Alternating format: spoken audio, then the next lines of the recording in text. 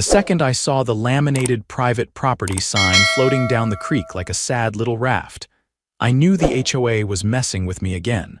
I'm Yarden Dorsey. Bought a quiet slice of land on the edge of our North Carolina neighborhood, tucked behind a bend in the woods. The best part: it came with deeded creek rights, legally mine for fishing, swimming, or just sitting with a beer and watching the water roll by. Not community property, not shared, mine, and the HOA knew it. I made sure they did. But that didn't stop Rachelle Jennings, our HOA president with the personality of a malfunctioning blender and the haircut to match, from acting like she owned the whole planet. She was in her mid-50s, always marching around like she was running for office, clipboard in one hand, iced coffee in the other, wearing those oversized sunglasses like she was hiding from the paparazzi. Last month, she'd already tried to tell me that my shed windows were too reflective. 2 weeks ago, she left a note about my non-regulation mailbox, even though it was identical to 3 others on the same street. But this creek stunt, this was a new level of stupid. I marched down the bank, picked up the dripping sign, and stood there staring at the scene like I'd walked into a sitcom. 3 HOA board members, Rachelle, her little lapdogs Connie and Deb, were lounging in folding chairs, fishing lines cast into my creek, a cooler beside them full of what I assumed was probably hard seltzer and entitlement. There was even a Bluetooth speaker playing soft jazz. Like they were at some backyard resort, I cleared my throat. Loudly, Rachelle turned around slow like she'd been expecting me. "Oh, hey there, Yarden," she said with that fake cheer she always used when she was about to say something deeply condescending. "We figured since it's just a little creek, it wouldn't hurt to enjoy it as a community, you know. It's not like you're using it every day." "Let me stop you right there," I said. "That's private property, you're trespassing." Connie snorted. "Don't be dramatic." "It's just water." "Yeah." I held up a laminated copy of the deed I kept stored in a Ziploc under the porch. "This says otherwise. Creek rights are mine all the way from the bridge to the old oak." Rachelle rolled her eyes. "Well, we voted last month to open it up to HOA members." "Community access was approved." I stared at her. "You can't vote to give away something you don't own. That's not how property law works." She waved her hand. "Don't be difficult, Yarden. We're not harming anything. Besides, we've been coming here for weeks." That last part made my jaw clench. Weeks. I turned and headed back toward my house. Didn't say another word, just walked, because I had cameras. And now I knew I needed to check the footage. The moment my boots hit the porch steps, I was already dialing up the feed from the 4 cameras strung across my back lot. They weren't just for show. I'd wired them myself when I first moved in, buried the lines, and fed the storage to a private server. Not even the tech-savvy could scrub it. I hadn't checked the creek cam in weeks, not since early spring when a possum tried to drown itself in my tackle box. But now, with that little jab from Rachelle about coming here for weeks, I had a very specific reason. The footage loaded slow, but when it did, I sat down hard in the kitchen chair, one hand gripping the edge of the table tighter than I meant to. There they were. Not just fishing. Not just lounging, they'd brought a chainsaw. 3 weeks ago, right around 9 in the morning, Rachelle and 2 other HOA board members, not Connie or Deb this time, but 2 men I recognized as Alan and Gilbert, both of whom were on the architectural review committee, had cut down a large dogwood tree near the creek. My tree. They dragged it a few feet, then used the trunk as a makeshift bench. 2 days later, they came back with bags of gravel and spread them over the mud path leading down. Another visit. They installed a rope swing off the low sycamore. The worst of it. One clip showed a group of kids, at least 6 of them, splashing in the water while the adults supervised from lawn chairs, beer cans in hand. I pushed away from the table, the chair screeching across the tile. This wasn't just trespassing. This was vandalism, endangerment, and illegal construction on private land. I printed the footage stills, time-stamped and clear, and locked the originals in a fireproof box. Then I made 2 calls. First, to a friend of mine, Monica Vega, former county prosecutor turned real estate attorney who owed me a favor from a land dispute I'd helped her sort out last year. Second, to the sheriff's office. By mid-afternoon, Deputy Harris was standing in my backyard, arms crossed, watching the footage on my tablet. "Yeah," he said after a long pause, "this is going in the report. They altered the land without permission. Cut down a tree, set up what looks like a recreation area and invited minors onto private property without the owner's consent. That's a cocktail of violations." "Can you cite them?" I asked.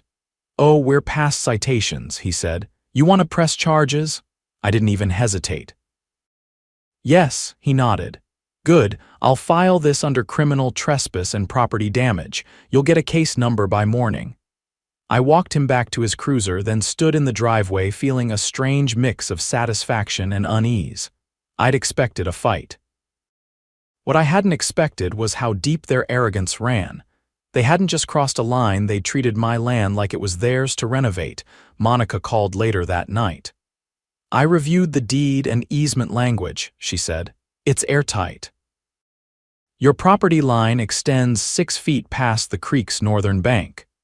The tree they cut was well within your boundary. If they built anything down there, even a gravel path, that's considered a structural alteration. If you want to take this civil as well as criminal, I can file an injunction and a claim for damages." "Do it," I said. "Also," she added, "I pulled the HOA bylaws from the county clerk's office. They don't list your parcel under their jurisdiction. You're not technically a member." I blinked. "Wait, what? You're adjacent to the HOA zone, but not within its legal boundaries. They've been sending you fines and notices without any legal authority. That, my friend, is fraudulent behavior." I grinned for the first time all day. So I'm not even in their little club, not even remotely. The next morning, I drove straight to the county courthouse and filed a formal complaint for trespass, vandalism, and attempted annexation of private property. Monica emailed me the drafted civil suit paperwork by noon. That afternoon, I walked back down to the creek. The rope swing was still there, swaying gently in the breeze like it didn't know it was evidence in an active case. Bits of gravel crunched under my boots as I stepped closer to the bank. I took pictures of everything: the gravel, the cut tree stump, the swing, the beer can someone had left behind. Then I printed all of it at the UPS store and dropped copies at the sheriff's station. By the time the citations were officially served 2 days later, the neighborhood grapevine had already kicked into overdrive. I was unloading groceries when my neighbor, Frank, a retired mechanic with a husky that barked at everything except thunder, wandered over. "Yarden," he said, "you really got them served?" "Sure did." He gave a low whistle. "Heard Rachel was yelling at the deputy like he was a waiter who forgot her salad dressing. She'll need a new hobby," Frank chuckled. About time someone stood up to them. That evening, a few more neighbors stopped by.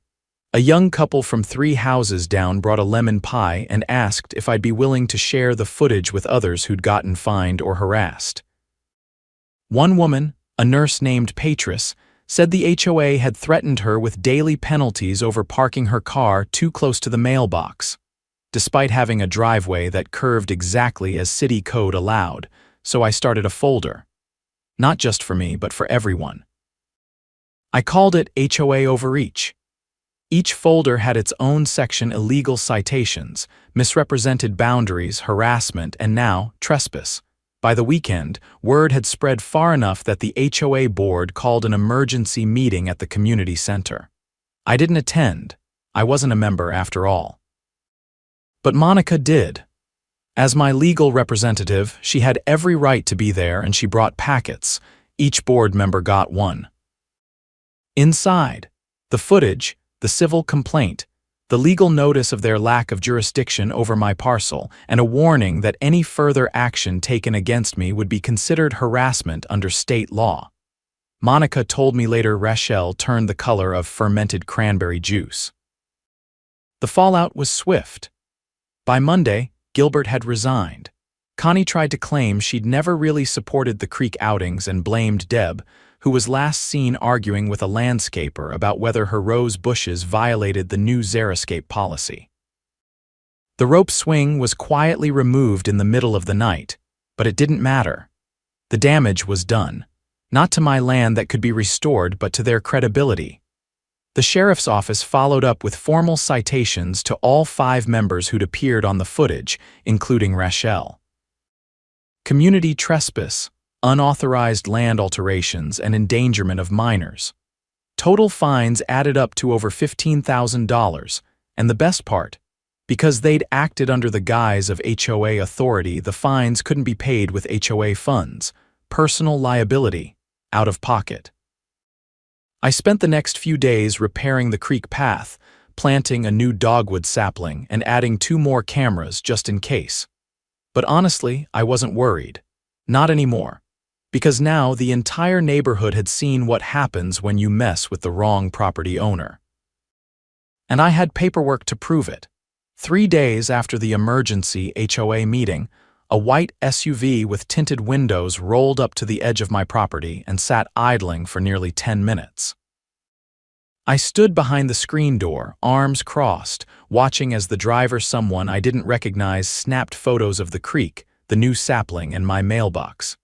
He didn't approach, didn't say a word, just documented and drove off. I didn't need a name to know where he came from. Monica confirmed it the next day. She'd intercepted a request filed by the HOA's law firm for a property reassessment due to recent alterations made by the occupant. It was a weak attempt to trigger a zoning review, hoping to find a loophole to undermine my property lines or environmental impact compliance. Classic move when cornered. Shift the focus, create doubt, and stall. But it backfired in record time. The county planning department had already been looped in by Deputy Harris for the original trespassing report. When they saw the reassessment request and matched it to the sheriff's active case, it raised red flags fast. An inspector showed up the next morning, clipboard in hand, not to investigate me but to initiate an audit of the HOA's own zoning compliance. "I've got 6 open complaints in this district," he told me while walking the creek perimeter. "Yours just made the 7th. They've been pushing boundaries literally on multiple properties." He pointed out pink survey flags I hadn't noticed before. "This one here, that's your legal corner. You're clean. But the HOA's community garden, it's encroaching onto county land by about 20 feet. He took photos, made notes, and left with a copy of my deed. I didn't ask what would happen next. I already knew. By the following week, it wasn't just the sheriff's office knocking on doors. It was the county code enforcement team and 2 agents from the Department of Environmental Quality. Apparently, the gravel they spread by my creek had disrupted a protected runoff channel, and since it was done without permits, the HOA was now facing a state-level violation. I hadn't even filed that complaint. Someone else had.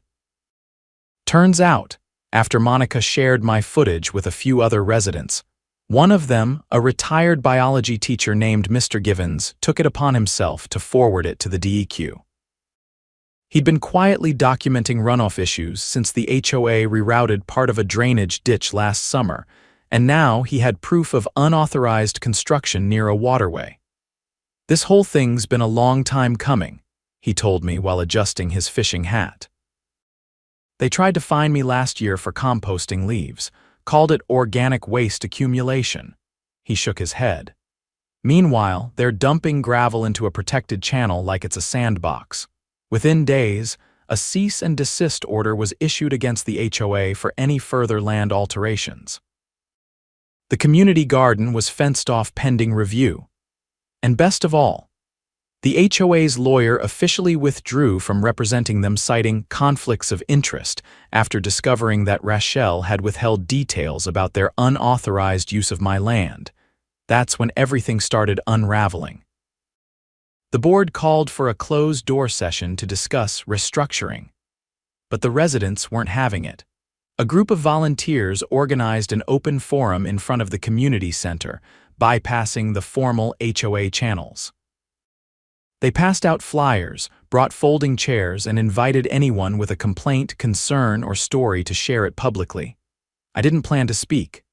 But then Rachel showed up. She stood across the crowd, arms folded, flanked by Deb and Connie like she was still in charge of something. When a father of 3 described how the HOA had fined him for installing a toddler swing in his own backyard, citing unauthorized equipment, Rachel interrupted him. "Let's not confuse enforcement with harassment," she said loudly. "We've followed our bylaws to the letter." That's when I stepped forward. "You mean the same bylaws that don't apply to my property?" I asked. The crowd turned. "Or the ones you used to justify cutting down a tree on land that never belonged to you?" Rachel visibly stiffened. I held up a manila folder. "These are the updated enforcement reports," I said. "From the county, the sheriff's office, and the DEQ, you've got pending fines totaling over $25,000, and that's before the civil suit." Whispers rippled through the crowd.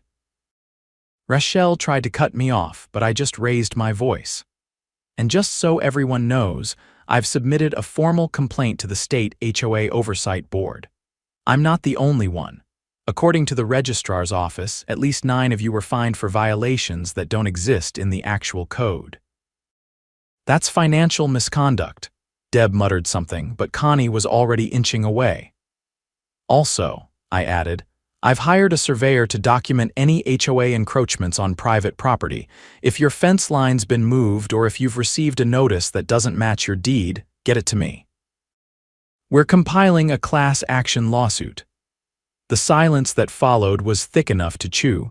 The next morning, I got a call from an investigator with the state attorney general's office. Apparently, the HOA's fines and citations, especially those issued to non-member properties, could constitute fraud under consumer protection laws. They were opening a formal inquiry. It didn't take long for subpoenas to start flying. The HOA's bank records were requested. So were their internal emails. And once those came out, the real rot surfaced. Turns out, Rachel and Gilbert had approved reimbursements to themselves for maintenance equipment that never showed up. Over $8,000 in receipts, half of which traced back to a landscaping company owned by Gilbert's nephew. With the AG involved, things escalated fast. Rachel was arrested 2 weeks later on charges of falsifying financial records and conspiracy to defraud. Gilbert was charged as a co-conspirator. The HOA's operating account was frozen. Deb and Connie tried to claim ignorance, but the email chains showed they'd both signed off on the creek beautification project even after Monica sent them the boundary documentation. Meanwhile, I finalized the civil suit with Monica. We didn't just go after damages for the tree and the trespassing, we included restitution for legal fees, land restoration, and emotional distress. The judge fast-tracked it under public interest since it involved a governing body acting outside its authority. We won. Full payout. Plus a court order mandating that the HOA post signage clarifying their jurisdiction boundaries. But the best part came during the final hearing. Monica handed the judge a final motion signed by over 40 residents requesting the dissolution of the HOA's current board under a provision in their own charter. With 2 members under criminal indictment and the 3rd resigning mid-investigation, it passed unanimously. A new board was elected within the month. This one made up of regular homeowners, a nurse, a retired firefighter, even Mr. Givens joined. They voted to freeze all fines and reassess every policy from scratch. One evening, about a month after the dust settled, I walked back down to the creek. The new dogwood was starting to take root. The rope swing was long gone. The gravel path had been cleared, the runoff channel repaired by a team of volunteers from the neighborhood. Frank passed by with his husky and gave me a nod. "You know," he said, "I think this place finally feels like a neighborhood again." I nodded, resting a hand on the wooden post I'd installed to mark my boundary line. Took a lot of noise to get to the quiet. And it was quiet now, water trickling, Leaves rustling, no folding chairs or jazz music, no trespassers or clipboards. Just the sound of a property owner standing exactly where he belonged. 3 months after the new board took over, the neighborhood had settled into something resembling honest peace. Lawn signs disappeared, mailbox warnings stopped appearing, and nobody had tried to sneak into my creek since the tree stump had been ground down and replaced with a small bench I built myself. Things felt earned, balanced. But that was before I checked my mail one unusually warm Thursday morning in October and found a certified letter from the county tax assessor's office. The letter said my property had been flagged for unreported structural additions related to recreational use, and that a reassessment was scheduled for the following week. Attached was a blurry photo of a wooden platform one I didn't recognize taken from above, like it had been shot by a drone. I stared at the photo for a good minute before realizing what I was actually looking at. It wasn't my property. It was a section of creek that curved south just below my boundary line. Except according to my deed, that land wasn't owned by the HOA either. It was county-maintained greenbelt, left natural for flood control. I drove straight to the planning office and requested the most recent permit logs for our neighborhood. The clerk handed me a file with fewer pages than I expected. One stood out, a permit request for a creekside wildlife observation deck, signed by none other than Deb Laramie. It had been approved under a forged parcel number, my parcel number. I called Monica from the parking lot. "They're building on county land and using your property number to secure permits," she said. "That's fraud, Yarden, real prosecutable fraud." I asked if we could get a copy of the drone footage. Monica told me she'd already filed the request. She sounded calm, but I could hear the edge in her voice. It wasn't just about property lines anymore. This was organized misrepresentation. By the end of the week, the assessor's office sent over the footage. It showed a crew of 4 workers hauling lumber and bolting together a wooden platform right along the creek. Each wore high-vis vests with no company name. They worked quickly, like they were on a deadline. The footage was time-stamped 5 weeks earlier while the board transition was still happening. I drove out to the site myself, followed the bend down past the public trailhead, and spotted the deck.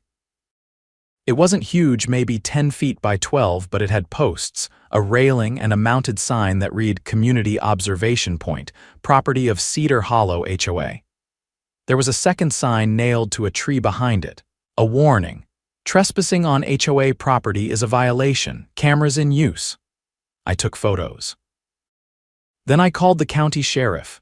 Deputy Harris and a second officer showed up with a representative from the Department of Public Lands that afternoon. After 10 minutes of quiet discussion, the county rep turned to me. "They not only built on public land," she said, "they misfiled the permit under your lot. That's identity misappropriation. They're lucky they didn't run power lines out here or it'd be a federal matter." Deputy Harris nodded. "We'll need statements.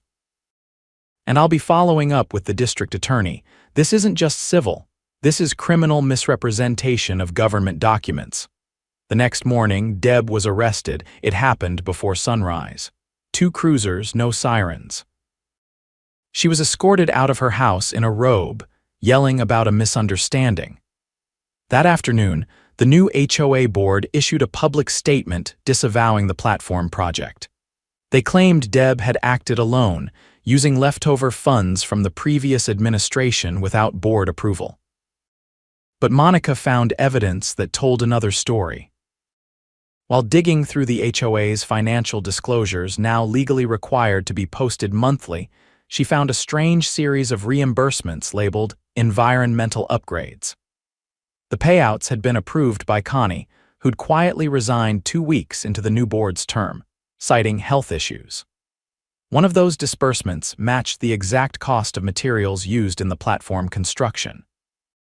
We met with the assistant DA in her office downtown. Monica laid out the records, maps, and permit logs. She explained how Deb and Connie had used my parcel number to bypass the county's public land restrictions, redirecting funds from a discretionary account that was never audited under Rachel's administration. The Ada face didn't change much, but her tone did. This wasn't just fraud. It's conspiracy. They knew they couldn't build on county land, so they used your ID and hoped to bury it before anyone caught on. That's a felony. Within 48 hours, warrants were issued. Connie was picked up at her sister's place in Raleigh. During questioning, she admitted that Rachel had been the one to suggest the project before her arrest. They planned to frame it as an ecological improvement funded by member donations, then quietly absorb the space into the HOA's claimed boundary map. Only problem: they never expected the county to cross-reference parcel numbers. The fallout moved fast. The district attorney filed charges against Deb and Connie for conspiracy to commit fraud, misappropriation of funds, and falsification of government documents. The court froze their personal assets to secure restitution. The judge also approved a lien against the previous HOA's discretionary account to repay the county for unauthorized land use. What shocked the neighborhood most wasn't the arrests. It was learning how much of this had been happening in the background under the radar, buried in spreadsheet rows and vague meeting minutes. All that beautification money. Turns out a good chunk of it had funded similar projects: landscaping, furniture, even a failed attempt at a nature trail through an easement that never belonged to the HOA. The county revoked their nonprofit status. The remaining board members voted to dissolve the HOA charter entirely. Not suspend, not restructure, dissolve. It passed unanimously. They filed the paperwork with the state, effectively disbanding the organization and transferring any remaining funds after restitution to a neighborhood improvement trust managed by a third-party stewardship group. No one would be fined again. No more bylaws, no more compliance inspections. Just neighbors responsible for their own homes. The observation platform was dismantled by a county crew within 72 hours. The sign was pulled down and boxed as evidence. The railing was removed, the posts dug up, and the ground restored to native growth with the help of local volunteers. I helped plant willows along the bend fast growers, good for erosion control. Later that week, I was invited to speak at a community potluck. The new stewardship group had rented out the park pavilion and set up long tables with covered dishes and folding chairs. No speeches were required, but when someone handed me the mic, I stood. I didn't want to be the guy who sued his neighborhood, I said. But I also didn't want to be the guy who let it slide when people thought power gave them permission. There was a long pause.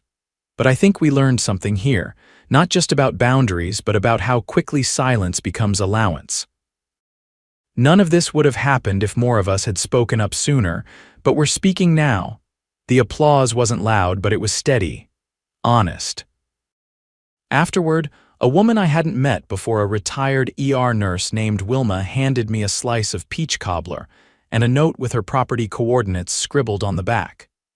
"Turns out I've got a spring that feeds into your creek," she said. "If you ever want to test the water, I've got the kits." I nodded and tucked the note into my pocket. "Might take you up on that." As the sun dipped behind the trees, I walked the long way home along the creek path. The air smelled clean.